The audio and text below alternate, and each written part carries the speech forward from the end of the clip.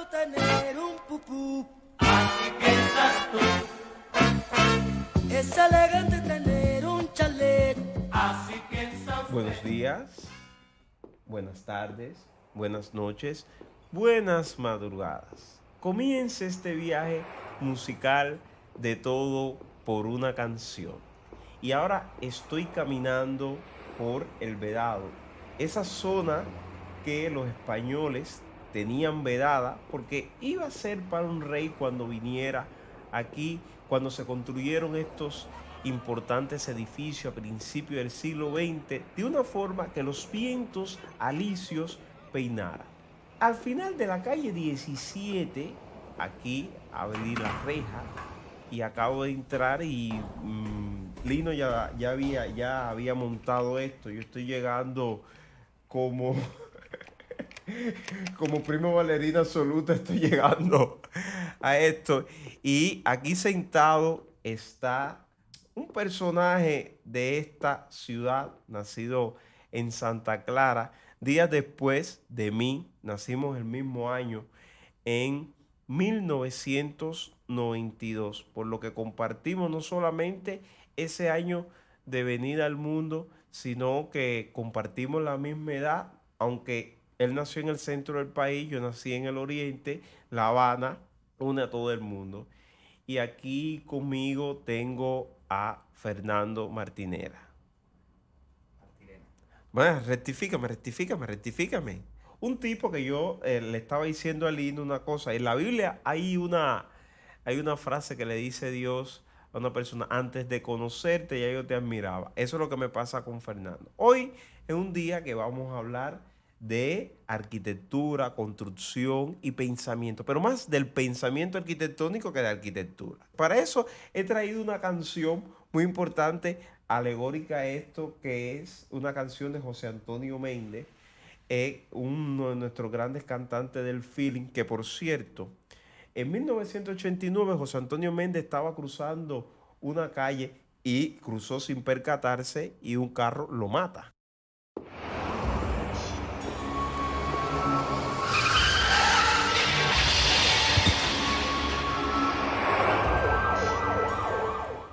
En 1989, aquí en El Vedado. Compuso en los 60 una canción que para mí es una de las grandes canciones de la música: Cemento, ladrillo y arena. Vamos a escuchar un fragmento. Cemento, ladrillo y arena. Cemento, ladrillo y arena. Cemento y arena. Es una cosa muy, muy interesante. Y esa canción es el pretexto para tener aquí con nosotros a Fernando, que dirá su apellido, porque yo nunca puedo decir bien ese apellido. Y es el creador, junto con otra arquitecta, Análisis González, de Infraestudio. Mi nombre es Anadis González, desde Infraestudio. Buscamos hacer una arquitectura que sea una manifestación de otras cosas, que implica todo un proceso de interacción con muchísimos factores de la realidad, con muchísimas otras personas, pero a la vez un proceso de creación que busca siempre construir un discurso y utilizar diferentes recursos en ese proceso. Y vamos a hablar sobre esto. Estamos aquí en Infraestudio con sus paredes blancas, con sus cuadros bien bellos, los diseños que han hecho y una suerte de pensamiento. Fernando, mi amor querido, gracias por abrirme la puerta y permitirme llegarme aquí hasta el Vedado. Hay una frase muy importante de Ambrosio Fornet que dice que todo cubano inteligente nace donde quiera, pero muere en el Vedado. Yo seré más inteligente, moriré en Nueva York. ¿Qué es Infraestudio, querido? Bueno, gracias por la invitación a Infraestudio. Bueno, es un estudio de arte y arquitectura y como nosotros lo hemos intentado reducir es a la construcción de una narrativa. Por tanto, trabajar sobre un discurso y ese discurso se manifiesta en diferentes recursos. Los recursos son lo mismo exposiciones de arte, que curadurías, que edificios, que conferencias, prácticas pedagógicas, entre otras. Entonces, ni yo mismo tengo claro qué cosa es infraestudio, pero por ejemplo, infra es un prefijo que no tiene, bueno, ni género ni número y que modifica lo que viene después.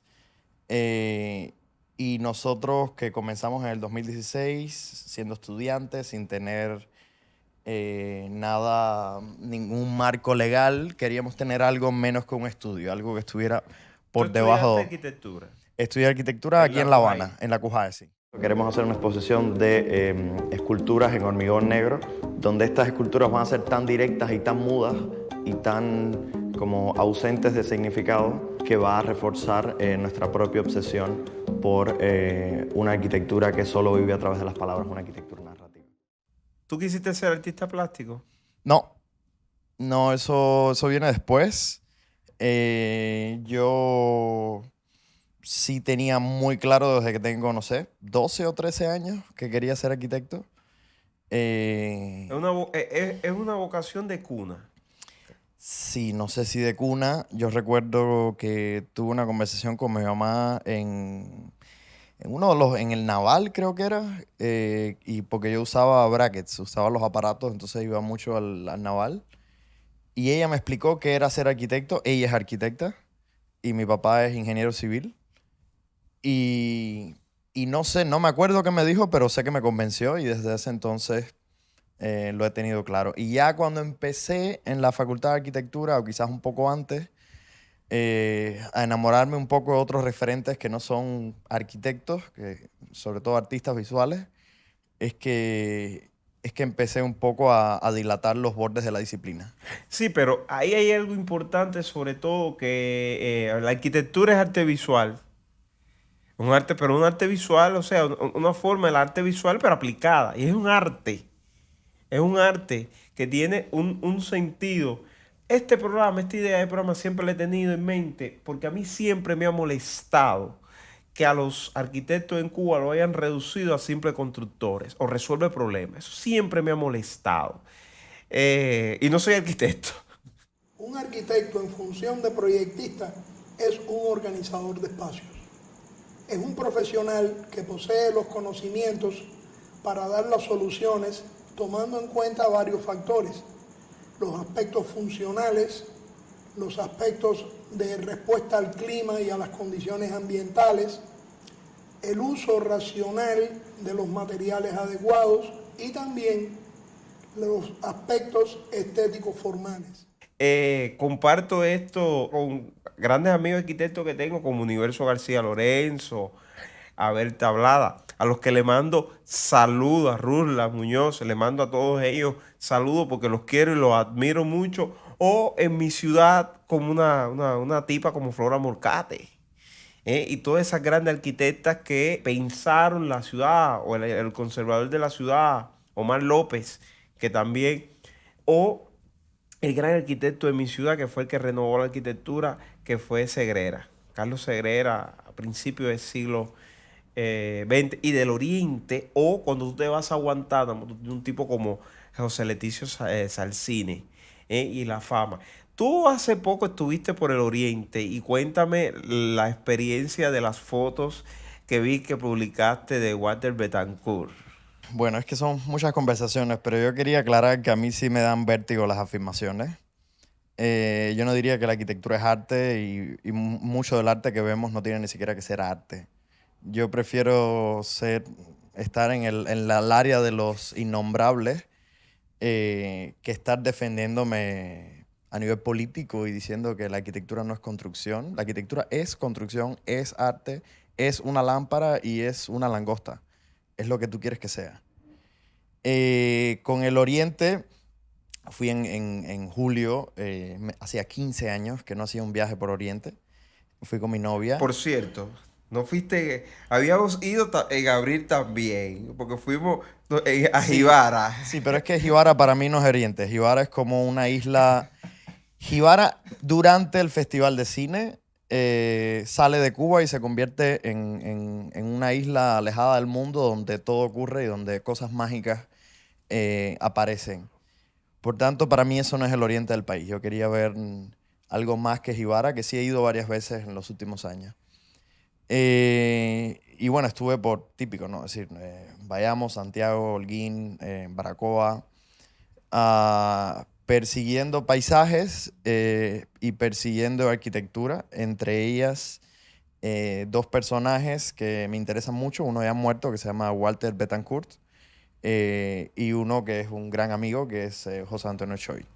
Claro. Y los dos tienen que ver con Santiago de Cuba. Sí, total, sí, sí, sí. Eh, y para hacer un poquito de historia, para que el que no sepa, sepa. O sea, Walter Betancourt fue un arquitecto estadounidense que se radicó en Cuba y sobre todo en el oriente de Cuba, no solo en Santiago, hizo grandes obras. En Enramada tenemos el Parque del Ajedrez.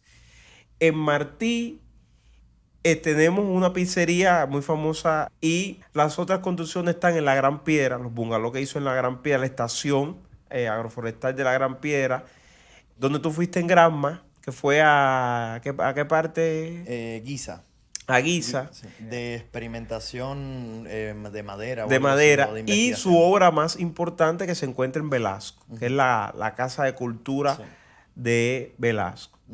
Y el otro, Choi, que en finales de los 80, principios de los 90, empieza a renovar la visión arquitectónica que había dentro de la ciudad de Santiago de Cuba.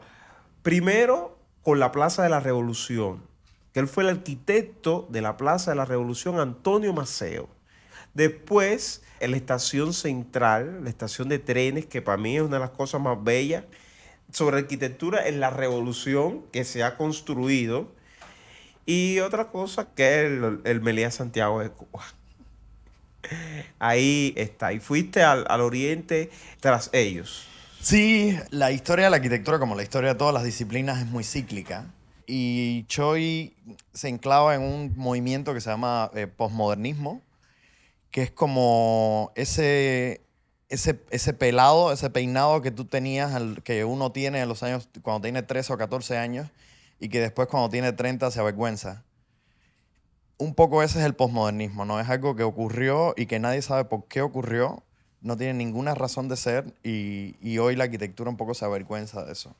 Y precisamente por eso es que, y esa vergüenza ya tiene unos 40 años, es que mi generación está retomando esa arquitectura y viéndola con otros ojos. Por ejemplo, el Meliá Santiago, a mí, a diferencia de lo que mucha gente me dice, me pareció súper japonés. Parece un... No, ¿te pareció? No, es súper japonés. Es muy el Japón loco de los 80, Exacto. colorido, rompiendo con todas las tradiciones. Exacto. Y Choi tiene algo que es muy lindo y que yo creo que después cambió su manera de ver la vida. Pero en los 90, él y Julia, que Claro. es también Eso es la Su obra de los viuda, dos. Sí. O sea, hemos dicho, su esposa fallecida. Sí. Falleció precisamente este año. Exacto, sí. No tenían que explicar nada. Nada tiene explicación, nada tiene razón de ser. Lo hacen porque quieren y eso me parece valiente y bonito. Yo no haría lo que él hace, pero fui buscando esa valentía de hacer cosas por amor al arte, ¿no? Porque sí. Y voy a poner en contexto a la gente, porque a lo mejor la gente dice, no, pero ¿qué tiene este tipo de extraordinario o de relevante?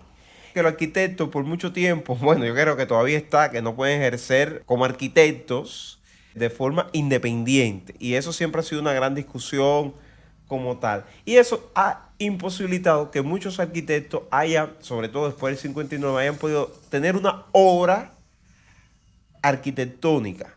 Son muy pocos y jóvenes menos. El ejercicio de nuestra profesión por medios no estatales aún no ha sido permitido.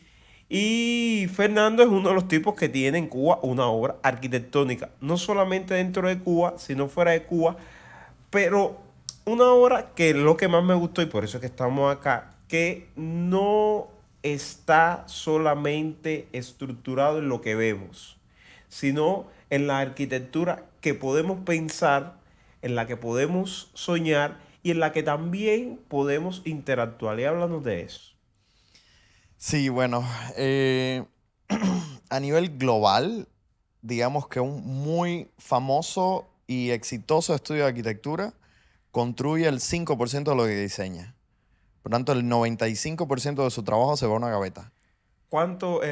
¿Qué porcentaje ustedes han construido? Estamos por ahí por suerte. Sí.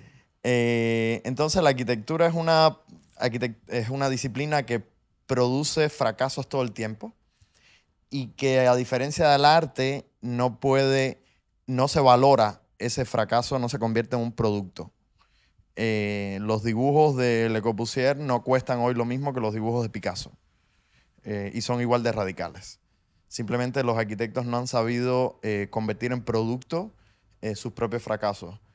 Y a mí me interesaba mucho esa idea de cómo al final lo que uno intenta hacer es construir una nueva idea espacial. Y esa idea espacial, si el 99% de las veces no va a ver la realidad, esa idea tiene que sobrevivir a la realidad de otra manera. Y esa otra manera es desde una narración, desde un libro, desde una imagen, desde una práctica pedagógica, no sé, desde varias. Y lo que a mí me gusta es como, si yo pienso, es decir, ahora mismo estamos diseñando varias cosas, ¿no? Pero lo que estamos diseñando primero son ideas espaciales, que se traducen en proyectos. Pero esos proyectos no van a ningún lado. Esa idea espacial puede ser retomada y usada en otro espacio, en otro momento, en otro lugar, o puede ser usada como otro formato, ¿no? Y eso es lo que me interesa, que es no hacer que las ideas mueran, porque lo más difícil en cualquier disciplina es construir una nueva idea. Sí, y entonces háblame de tu compañera de viaje, aunque no está aquí presente, pero Sí. tenemos que hablar de ella porque ella es el otro 50% Sí. del mantenimiento Sí. o sea, de la visión. Háblanos de ella. Bueno, Anadis estudió piano clásico toda su vida en conservatorio. Se estuvo preparando desde que tenía 7 para la prueba de LISA. Aprueba la prueba de LISA en piano con otras 3 personas de todo el país. Y una vez que la aprueba, decide dejar la música y empezar en la arquitectura. Qué cambio pero- más, qué que- cambio más radical. Es un cambio drástico, pero... Pero yo te voy a decir el mío. Yo me gradué de química biología en julio y en enero fui a hacer las pruebas de LISA y en septiembre entré y me gradué de arte de los medios de la comunicación audiovisual. O sea, no, por eso no, esos tipos de cambios no me asombra. Pero bueno, lo que pasó es que mi mamá estudió arquitectura. Yo tuve un año, me enfermé, entonces no hice servicio militar, y ese año libre me dediqué a leer todos los libros que tenía mi mamá, que son todos los libros que me iban a dar para leer los 5 años de arquitectura. Entonces ya yo entré preparado, ya yo sabía a qué me estaba enfrentando. Y una vez que entré, sufrí una gran decepción, que es que el rigor de la facultad era bastante bajo y había muy pocas personas de los que yo pensé que podía aprender algo. Y ahí comencé una cuestión muy infantil, que es construir mi propia educación. Construir mi propia educación es leer los libros que pensé que me iban a ayudar y construir estos amigos imaginarios que son arquitectos vivos que yo admiro en el mundo entero, y viendo sus conferencias de YouTube o sus entrevistas, todo esto, ¿no? Entonces, cuando yo estoy en tercer año, que conozco a Nadis... ¿En qué año estaba Nadis? Entraba en primer año. De hecho, en ese momento nos enamoramos y tuvimos una relación de 3 años. Entonces, Infraestudio comenzó... Al final de la relación. eh, Pero lo que quiero decir es que ella sí estaba acostumbrada a un rigor muy alto desde la escuela de música. y pianista más todavía. Exacto. Y cuando llegó a la facultad también sintió esa decepción, y lo que hizo fue internarse como yo en la biblioteca de la facultad y construir una isla dentro de la isla, en la cual lo que hizo fue paradójicamente conectarnos con el mundo. Y bueno, después, 3, 4 años después, comenzamos el estudio, decidimos, como somos, seguir siendo mejores amigos, y ya en enero, en unos meses, 2, 3 meses cumplimos 10 años de fundado el estudio. Y en el estudio no es que ella haga una cosa y yo haga otra. Eso casi siempre pasa, que la gente piensa que hay uno creativo y uno productivo. Nosotros hacemos exactamente lo mismo, cosa que es muy complicada, porque hay que debatirlo todo.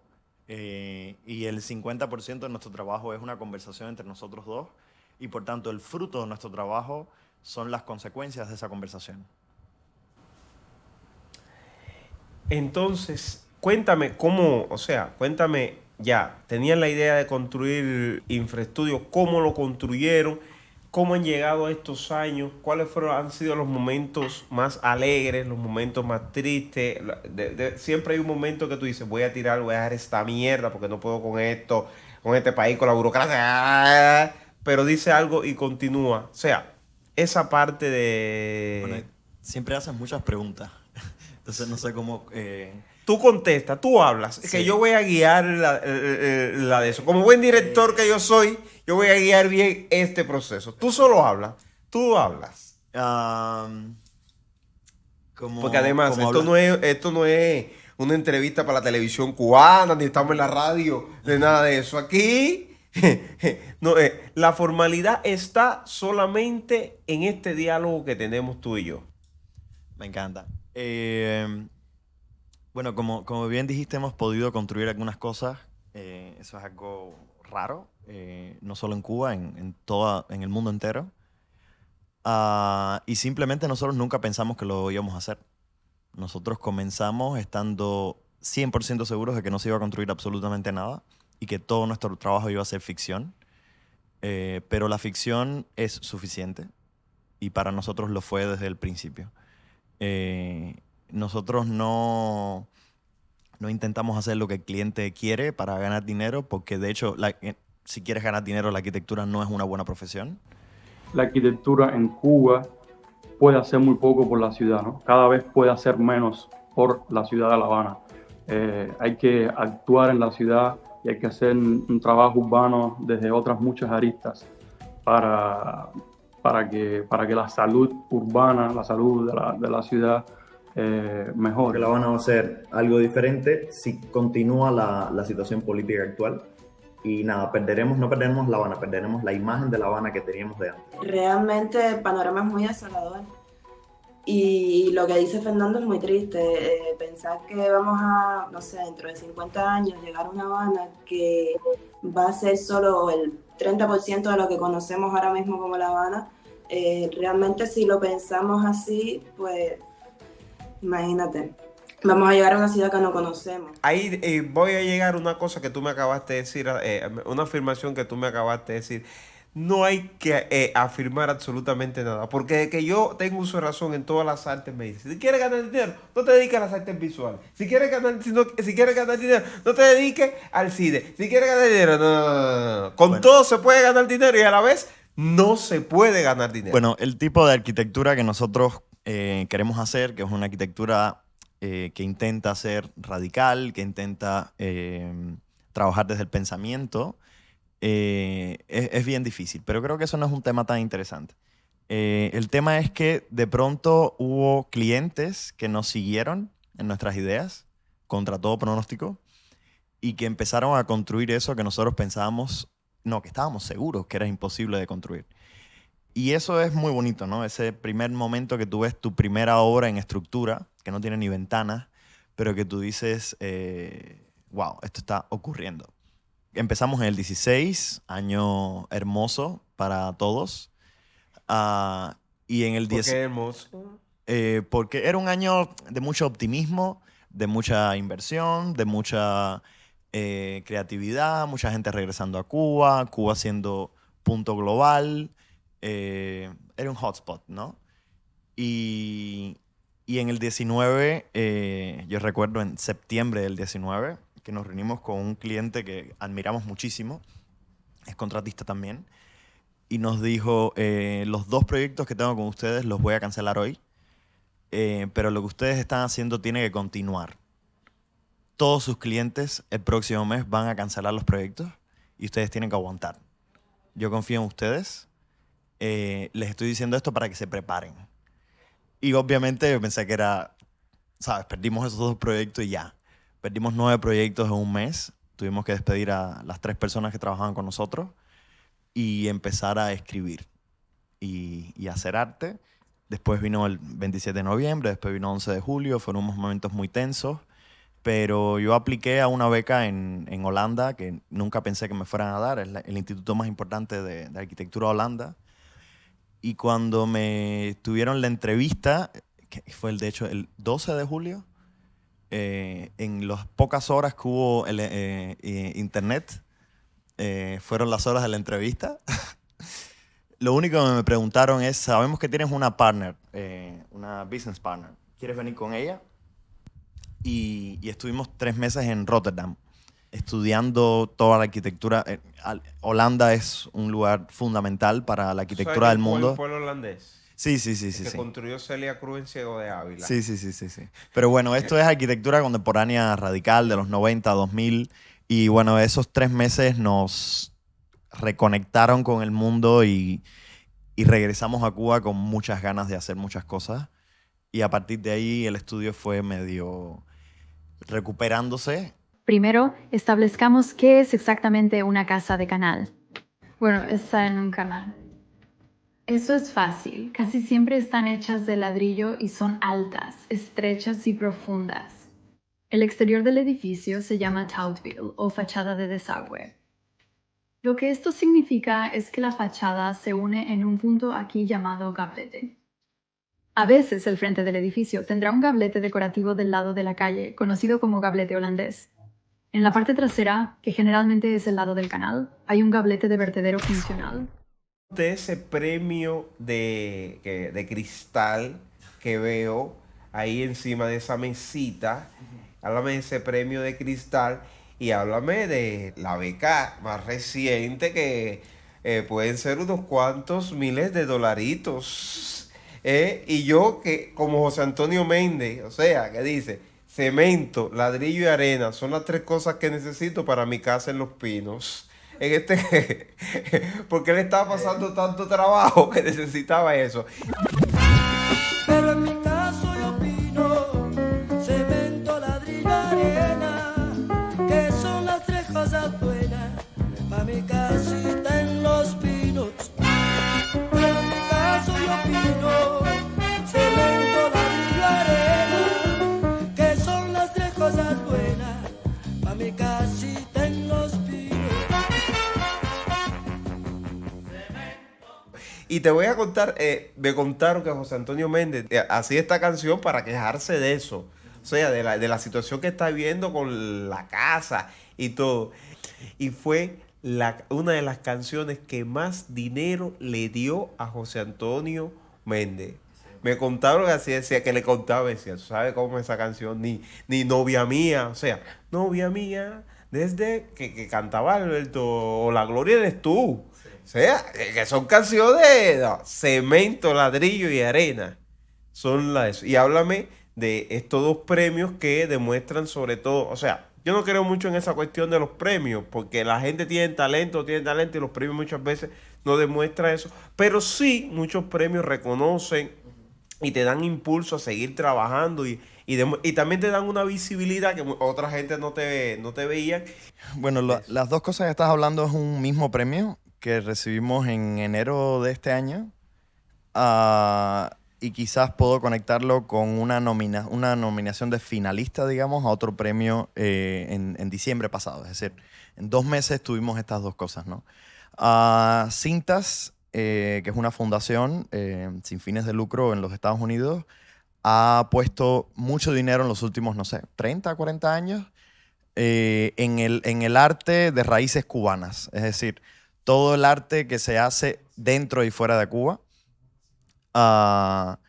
Y, por ejemplo, una persona que a nosotros nos encanta y nos influye mucho es Félix González Torres. Y Félix González Torres en los 90 recibió este premio Cintas, ¿no? Y Cintas tiene un premio de fotografía, un premio de artes visuales, un premio de música y un premio de arquitectura. Estábamos de finalista con otros 2 arquitectas súper talentosas. y bueno, ganamos. El premio lo que da son $25,000, de los cuales por impuestos te quedas en 18,000. Y el premio lo hicimos para hacer nuestro primer libro. Este primer libro cuesta $30,000, entonces de los 18,000 no significa que vamos a tener dinero, significa que ahora estamos buscando dinero para poder terminar el libro, porque no es suficiente tener $18,000. Bueno, no es suficiente tener $18,000. ¿Qué voy a decir yo? ¿Qué voy a decir yo que no tengo ni $20? Pero sí fue muy lindo que reconociera un estudio que está en Cuba. Y este es el premio Cintas, que está más relacionado con la cultura cubana.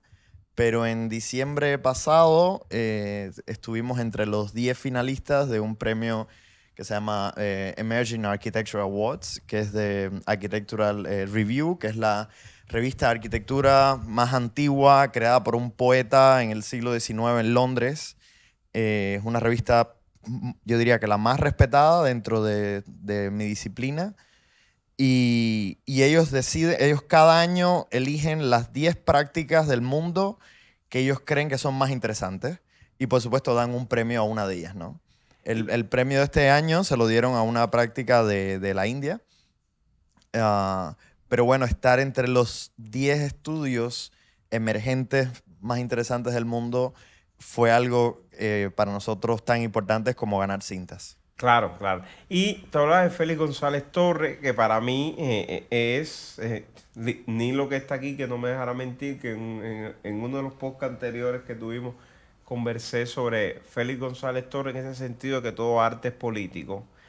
¿Y toda arquitectura entonces es política? No, la arquitectura es lo que tú quieras.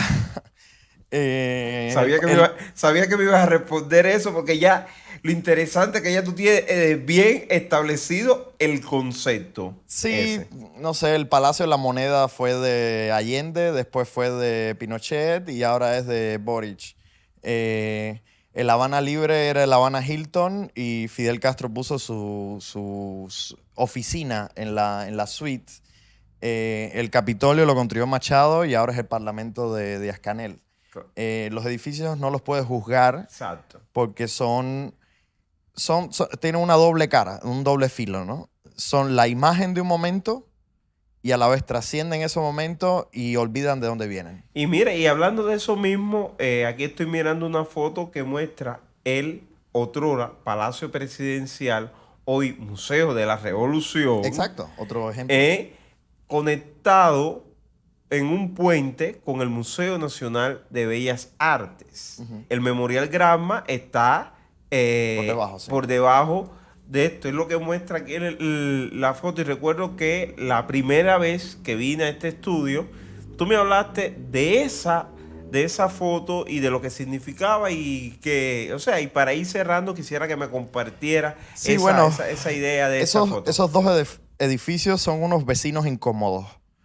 Y creo que siempre lo fueron. No se puede entender la historia de la revolución sin entender la historia del arte cubano, y no se puede entender la historia del arte cubano sin entender la historia de la revolución. Sin embargo, son dos instituciones que se odian hoy mismo y que no dialogan. Y en el 2020, René Francisco y Daenerys, dos artistas y curadores, nos invitaron a una exposición que lo que hacía era digital y lo que hacía era colocar ficciones en La Habana. Y por supuesto, seguro ellos estaban esperando que yo hiciera como un nuevo edificio, que hiciéramos Yo de Nadie. Y lo que decidimos es simplemente hacer un puente que conecta estos dos museos y que lo convierte en un solo museo. Y es una arquitectura que no resuelve ningún problema, solamente crea nuevos problemas. Pero como es una ficción, no tiene consecuencias. Pero tú estás dinamitando también con esa propia obra un concepto de la arquitectura. Sí, la arquitectura, si la comparamos con el teatro, por ejemplo, siempre es escenografía. Sin embargo, la arquitectura como disciplina y los arquitectos nunca son personajes, nunca son protagonistas. Y nosotros lo que hemos intentado hacer desde 2018 es hacer le llamamos arquitectura como teatro. y es usar a la arquitectura como el protagonista de una historia que muchas veces es política, ¿no? Acá no hay personajes, son dos edificios conectados por uno. Y es como tú decías, ese día ya es una película, ¿no? Que no hace falta filmar, está en tu mente. Y para nosotros es muy importante cómo la audiencia es la que termina las ideas espaciales. Una idea espacial es como una idea en su infancia. Una idea espacial es un edificio que no tiene aún ni materiales ni formas, pero tiene clara una estructura y un performance, ¿no? De cómo trabaja. La casa patio es una idea espacial, el rascacielos es una idea espacial. Y simplemente yo te puedo narrar una casa mía, tú te la puedes imaginar y cuando yo te lleve a verla, si la construí, tú me digas, ok, me gusta, pero la que yo me imaginé me gusta más. Porque es que la que nosotros materializamos es solo una de las muchas variables que corresponden a un guión o a una idea en su infancia. ¿Cuál es tu canción preferida? No tengo idea. No tengo idea. Dale, que hablamos de eso. Vamos, suéltala. A mí me gusta mucho la contradicción y disfruto mucho las personas que abrazan sus contradicciones. Entonces, yo, por ejemplo, soy bastante fan de la música contemporánea, es decir, Ruichi Sakamoto, Johan Johansen, Hanya Rani, digamos, o la Furadnal, pianistas que hacen música clásica. Y ahí tú lo ves ripiándose en Jibara que con no el hace- reparto. Sí, sí.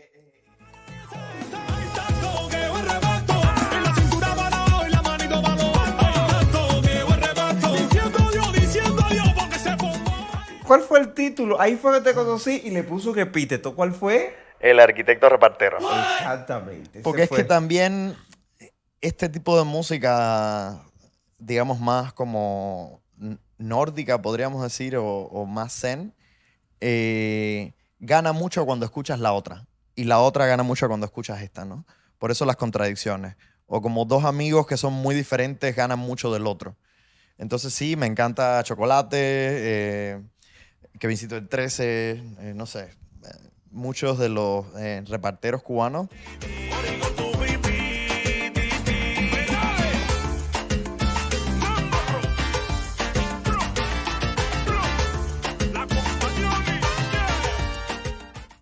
Me encanta el techno, me encanta la música latinoamericana, me encanta el jazz.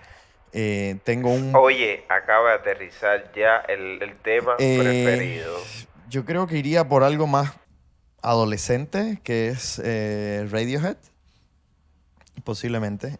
Y la canción se llama Living in a Glass House, viviendo en una casa de cristal. Living in a glass house. Once again, packed like frozen food and batteries.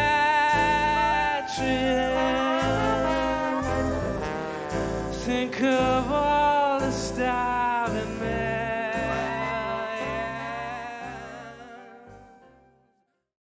Yo creo que tú vives, vive en una casa de cristal. Entonces, bueno, ya llegamos sobre todo al final de este recorrido, de este momento. Lino me afirma que le ha encantado esto. Nos vamos con cemento, ladrillo y arena. Por cierto, cuando tú pones en Google cemento, ladrillo y arena, tienes 7 reportajes de periódico de Grammy, Cuba Debate, de no sé qué, hablando de la construcción en Cuba con referente, porque parece que es como una tragedia propiamente. Entonces, ese es el sentido que José Antonio le quiso dar, sobre todo a la canción, que la hizo en un sentido para quejarse, pero después la tomó para burlarse. Sí. Y después se convirtió en un trend topic. Y Sam Delgado después en el disco que le hizo a homenaje a José Antonio Méndez, canta la canción, pero la canción que vamos a cantar, que vamos a escuchar, es la que canta José Antonio, que además, como intérprete, a mí me fascina, porque además es un intérprete del feeling, con una voz casi ronca, era un tipo medio guaposo, le decían el King. el King, cuando murió atropellado en el 89, decía, al King, lo jodieron al King, atropellaron al King. Y con esa canción que te la dedico a ti, escúchala, porque sé que tú no la has escuchado, tú no sabes ni quién es José Antonio Méndez, pero te la dedico a ti, te la busqué, porque antes de formar este podcast me decía, busca otra canción que no sea tan obvia, pero yo dije, en esa canción obvia hay tanto, porque también una canción simple, no una canción desde el punto de vista, la canción, la orquestación y los arreglos son bastante interesantes. Y como él dice, es muy interesante tener un pupú, así piensa usted. Es muy interesante tener un chalet, así piensa usted. Pero lo único que yo quiero es cemento, ladrillo y arena. Que son las tres cosas buenas para mi casita en Los Pinos, porque vivía en Los Pinos. Es como tal. Yo sí quiero un pupú y yo sí quiero un chalet. Y quiero cemento, ladrillo y arena para infraestudio, para mi casa, para donde quiera y para todas las ciudades. Con eso nos despedimos, este viaje musical de todo por una canción, y te agradezco a ti, Fernando, por abrirnos las puertas de Infraestudio y conversar y dialogar con nosotros sobre tu labor, que es una labor meritoria y bella para el futuro de Cuba que yo imagino, donde la gente pueda quedarse en su país y seguir construyendo sueños. Muchas gracias, querido. Gracias a ti.